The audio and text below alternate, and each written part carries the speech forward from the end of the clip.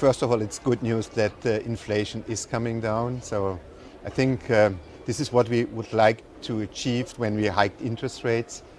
Talking about the June meeting, I think the probability is increasing that we will see a rate cut in June, but there are still some caveats. So core inflation is still high, service inflation is high.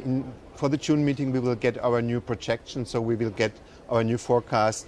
And if there is a confirmation that inflation is really going down and we will achieve our target in 2025, as I said, probability is becoming higher that we will have then this rate cut for the June meeting. How worried are you about the wage data coming through still, and potentially any movement in oil prices and in shipping given the events over the weekend in the Middle East?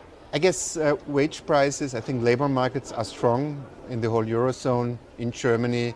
So there is still some wage momentum. So for example, gross wages in Germany on an annual basis are in the area of roughly around plus 4.5%. There's still some, let me say, momentum from the wage side. So we have to look at that, but it looks like that even for wages, the wage development is slowing down. Oil prices, energy prices, if you see the oil price compared to last year is roughly around 10% more. Gas price is lower. So this is an uncertainty. And what I said for the wages, the same for the energy side. We have to analyze this, and this is a volatile environment. What sort of pressure could more volatile oil prices, energy prices bring to German industry when we've already seen manufacturing in the doldrums? I think we learned the lesson in 2022. I think so. We are exposed to all this. But it's not only true for Germany, but I guess also we learned our lesson from 2022. I think we are more resilient than we were maybe 2 years ago. But nevertheless, I think if oil prices, if energy prices are going up, this is not only something for Germany, this is for all of us. Let me just get you to sketch out the playbook then for the rest of this year. If we get a June cut, what happens after that? There seems to be this lack of transparency, really, a lack of ability to forecast. I think all what is beyond June, and even for June, as I said, there are some things we have to see what are the numbers, what will the numbers tell us as a news story for our June meeting, and then we will see what does that mean for the July meeting. But frankly, speculating beyond June, this is, in my understanding, not very helpful. So are some members of the Governing Council then speculating, because some are willing to commit and forecast 3 to 4 rate cuts for this year? Yeah, I heard that, I read that, but as I said, for me it's important to think from meeting to meeting. This was a good approach for the last 2 years, and this is still my understanding how we should do monetary policy here in the Eurozone.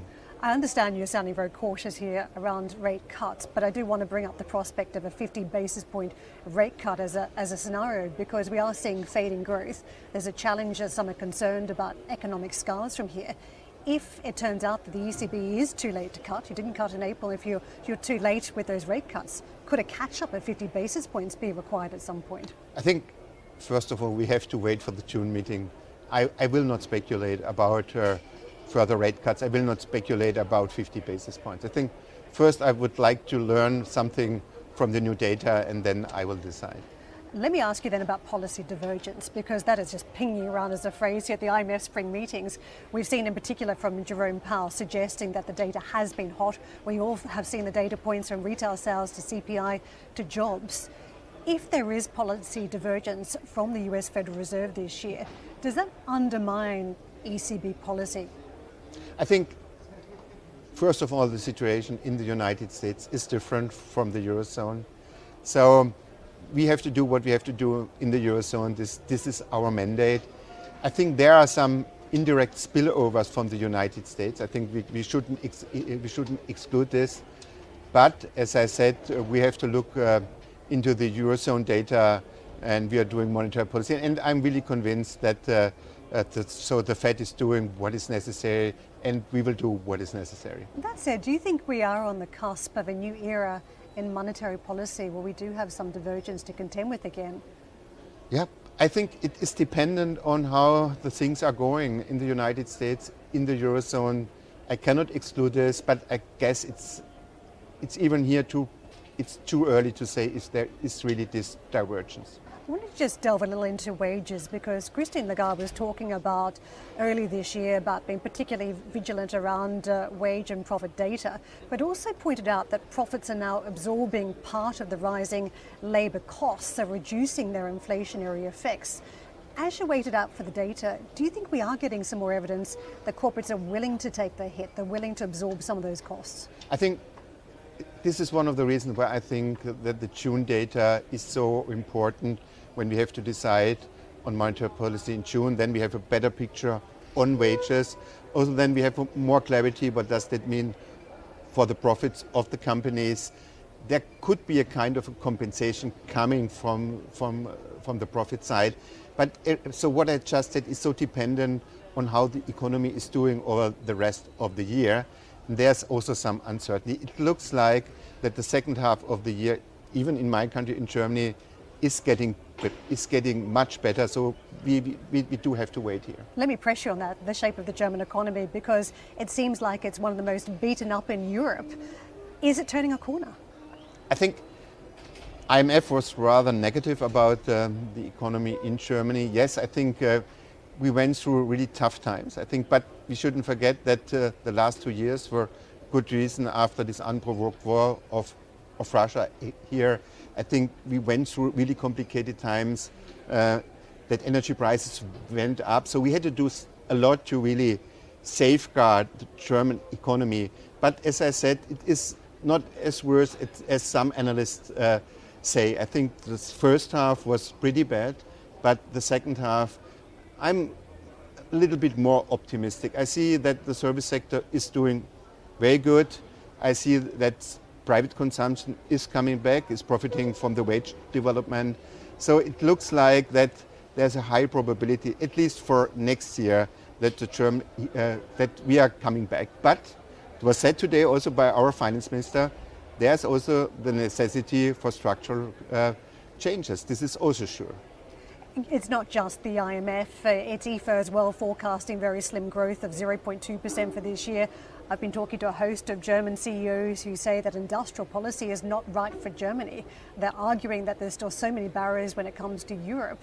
What sort of reset is required if German industry is going to be as powerful in future as it has been in the past? I think there are many things. I think when I alluded to structural reforms, I think we talk about digitalization. We have our, let me say, demographic development. So labor force is going down. So we have also to find here the right answers. I think we have to talk about innovations. Maybe we have also to talk about tax policies.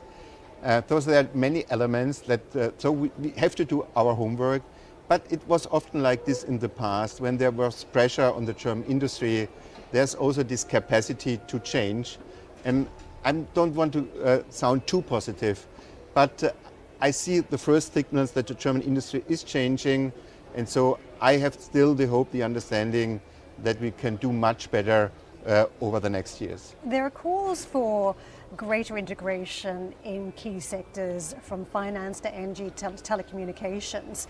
This is coming out in Enrique Letter's analysis report this week. When it comes to the banks, and we know there have been attempts to consolidate German banks, would a bigger German bank help when it comes to solving some of the problems in Germany? Maybe I don't want to speculate about a bigger German bank or maybe some, let me say, specific developments. What I can say is that we need better integration in the Eurozone, in the European Union, capital market union and banking union. I think we have many things we can do in the European Union to have to reduce this heterogeneity and so to really mobilize private capital. I think we are lagging here behind. So there's a lot that we can do, and I hope that after the European election, I think the new Commission is really working on all this, what I just mentioned. Funnily enough, as we talk about banking resilience, we've seen a lot of it, and we've all been through the Mario Draghi School of Transmission Mechanism Education, and what we've seen this time round is that the banks are still lending to the economy despite higher rates and more pressure on the banks. Are the banks actually undermining the ability for you to keep policy restrictive at this stage because they're still providing a bridge to the economy.